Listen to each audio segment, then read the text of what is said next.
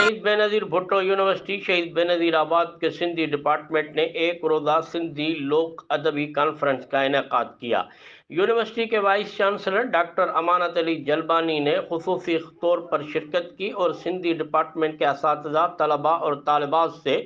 मुखातिब होते हुए कहा कि किसी भी कौम के रवैयों को समझने के लिए अकीदे का होना ज़रूरी है और कौम के तर्ज ज़िंदगी को मद्दे रखना भी ज़रूरी है, क्योंकि सकाफ़त की बुनियाद भी इन्हीं अवामिल पर होती है। राग, लोक कहानियाँ, राग की शक्ल, शायरी, रस्म व रवाज सब मिलकर रवैया बनाते हैं। इसके साथ साथ मुआशरे में कुछ किरदार और शख्सियात भी ऐसी होती हैं जो रवैयों पर भी असरानंदाज होती हैं। सिंधी डिपार्टमेंट के चेयरमैन डॉक्टर अमीर अली शाह, डॉक्टर फलू संदर मेंगवाड़, खालिद साहिल कीरियो, उम्मे हानी ईसानी और दीगर ने अलग अलग खिताब करते हुए कहा कि सिंधी ज़बान और अदब की तरक्की के लिए हम सबको मिलकर काम करना होगा, जो कि सबसे अहम पहलू है।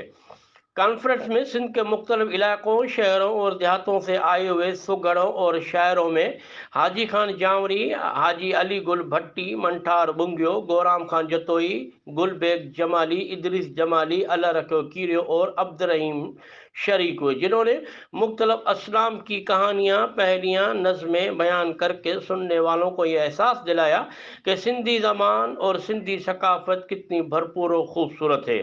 और लोक अदब उसका मुहाफ़िज़ है। अलगोज़े पर सामीन को झुमाने वाले सुगढ़ मोहम्मद मुरीद ने खूब दाद वसूल की, जबकि प्रोफेसर बेवस बख्श अली चांडियो और उस्ताद आलम खान कीरियो ने सिंध के सुगढ़ों की खिदमत को सराहते हुए लोक अदब के मुख्तलिफ